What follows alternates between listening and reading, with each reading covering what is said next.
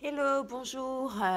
Je m'appelle Vénus et mon site internet c'est venuspsychic.com, ce qui signifie Vénus Voyance, on va dire ça comme ça. Donc, je voulais refaire une vidéo parce que ça remonte à des années et quelque chose m'est arrivé, une expérience m'est arrivée. Et à chaque fois, je raconte. Mais les gens qui sont autour de moi connaissent l'histoire, mais j'ai décidé de le mettre en vidéo, tout simplement. Il s'agit d'Estelle Mouisin. Je ne sais pas si on prononce comme ça son prénom. La petite fille qui a disparu il y a quelques années. Donc, il y a à peu près, je me souviens, les années, je suis pas terrible en années, hein. Mais ce que je me rappelle, c'est que j'étais jeune, hein. Je faisais même pas de la voyance. J'ai toujours été voyante, mais je faisais pas de voyance professionnelle. Et donc, je pense que je me souviens, vous savez, quand on regarde la télé, il y a des gens qui disparaissent, et ça. On s'en occupe pas vraiment. On fait, ah, ok. Après, on passe aux autres nouvelles, et puis, ok, ça devient presque normal, malheureusement. Et on fait, oh, ok, il y a eu ça qui est passé. Ah, ok. Oh, elle a disparu. Oh, ok. Ben, bon, je l'ai fait comme ça aussi.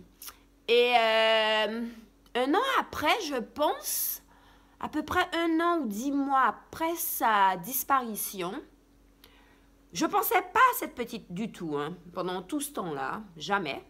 Ça ne m'était pas passé à l'idée du tout. Je vais me coucher et au milieu de la nuit, c'est comme si en fait je me réveille et je vois une petite fille dans ma chambre. Après je dis oh putain c'est qui celle-là? Après et puis elle me dit mon père, c'est pas mon père. Mon père n'est pas mon père. Mon père n'est pas mon père. Je dis, oh, c'est bon. Encore un esprit qui vient m'emmerder. C'est vrai, j'ai dit ça comme ça. Mon père n'est pas mon père. Elle me dit, mon père n'est pas mon père. Viens, je vais te montrer où je suis. Et puis, elle m'emmène, on va dire, via l'astral, via le rêve.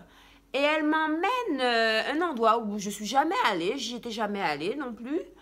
Et, et je vais faire un dessin.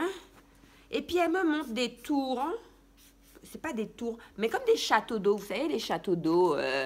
Puis il y en avait trois, à peu près des châteaux d'eau ou des choses assez élevées. Ça ressemble à des châteaux d'eau, ça peut être des pylônes électriques en béton et comme ça. Il y en avait trois. Et elle me disait à peu près où était son corps. Après, elle me dit, mon père n'est pas mon père, elle continue. Et voilà, je suis là. Et puis en fait, où elle me montrait, c'était comme en milieu agricole. En fait, c'est pas semi-agricole. Voilà. Comme c'est un village, en même temps, c'est une cité pas loin, une ville pas loin, une moyenne ville, mais en même temps, c'est en retrait. Et ma tête.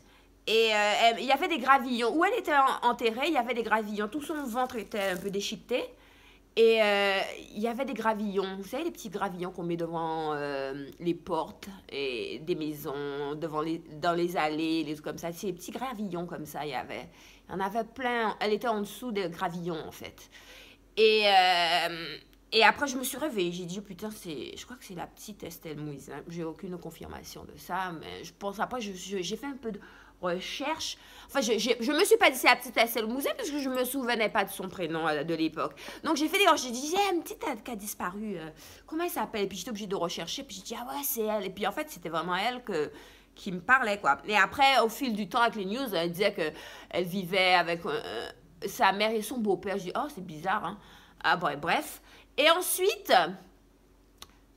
un jour, j'ai décidé, je vais voir la commune où elle a disparu, où elle vivait.